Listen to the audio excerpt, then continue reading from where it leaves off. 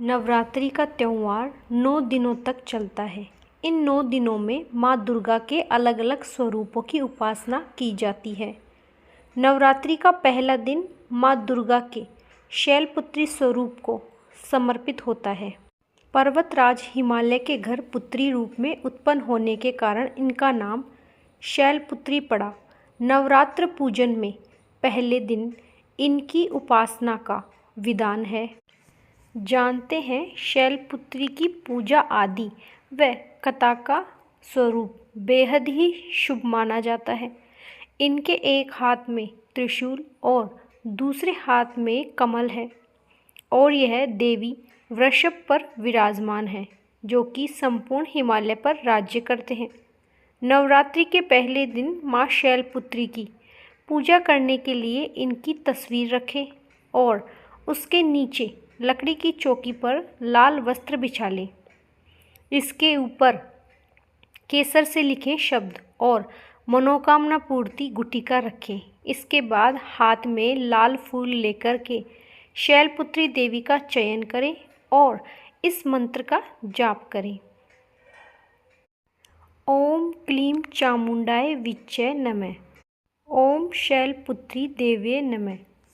और मंत्र के साथ ही फूल मनोकामना गुटिका व माँ की तस्वीर के ऊपर छोड़ दें। इसके बाद माता को भोग लगाएं तथा उनके मंत्रों का जाप करें। यह जाप कम से कम 108 बार होना चाहिए। माँ शैलपुत्री का प्रसाद है। इस शैलपुत्री के चरणों में गाय का शुद्ध घी अर्पित करने से भक्तों को आरोग्य का आशीर्वाद भी मिलता है, जिससे व्यक्ति का मन व शरीर दोनों ही निरोगी रहते हैं। माँ शैलपुत्री की कथा। एक बार प्रजापति दक्ष ने एक बहुत बड़ा यज्ञ किया। इसमें उन्होंने सारे देवताओं को अपना अपना यज्ञ भाग प्राप्त करने के लिए निमंत्रित किया कि शंकर जी को उन्होंने इस यज्ञ में निमंत्रित नहीं किया।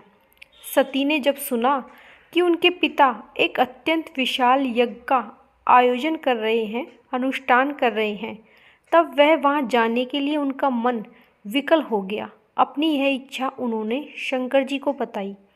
सारी बातों पर विचार करने के बाद उन्होंने कहा, प्रजापति दत्त किसी कारण से हमसे नाराज हैं। अपने यज्ञ में उन्होंने सारे देवताओं को निमंत्रण दिया, उनके यज्ञ भाग भी उन्हें समर्पित किए और हमें जानबूझकर नहीं बुलाया है, कोई सूचना तक नहीं भेजी है। ऐसी स्थिति में तुम्हारा वहां जाना सही नहीं होगा। शंकर जी के यह कहने से भी सती नहीं मानी। उनका प्रबल आग्रह देखकर भगवान शंकर जी ने उन्हें वहां जाने की आज्ञा दे दी, अनुमति दे दी। सती ने पिता के घर पहुंचकर देखा कि कोई भी उनसे आदर और सत्कार प्रेम के साथ बातचीत नहीं कर रहा है और उनकी माता ने स्नेह से उन्हें गले लगाया। बहनों की बातों में व्यंग और उपहास के साथ भाव भरे हुए थे। परिजनों के इस व्यवहार से उनके मन को बहुत दुख पहुंचा। यह सब देखकर सती का हृदय भोग और क्रोध से संतप्त हो गया। उन्होंने सोचा, भगवान शंकर जी की बात न मानकर यहाँ आकर बहुत बड़ी गलती की है और वे इस तरह भगवान शंकर के इस अपमान को सहन नहीं कर सकी और उन्होंने अपने उस रूप को तत्क्षण वहीं योगाग्नि द्वारा जलाकर भस्म कर लिया।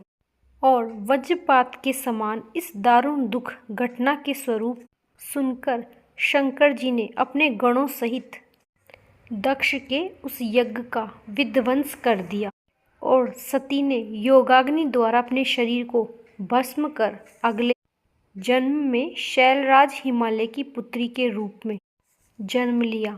इस बार वे शैलपुत्री हुई और माँ शैलपुत्री का वास काशी नगरी वाराणसी में हुआ और माना जाता है कि शैलपुत्री का वहाँ बेहद और प्राचीन मंदिर है और जिसके बारे में मान्यता है कि माँ शैलपुत्री के सिर्फ दर्शन करने से ही भक्तजनों की मुरादें पूरी हो जाती हैं।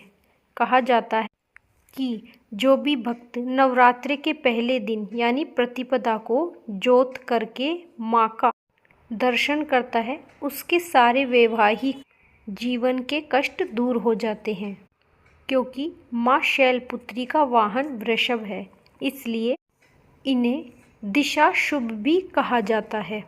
और इनके बाएं हाथ में कमल और दाएं हाथ में त्रिशूल रहता है। जय माता दी।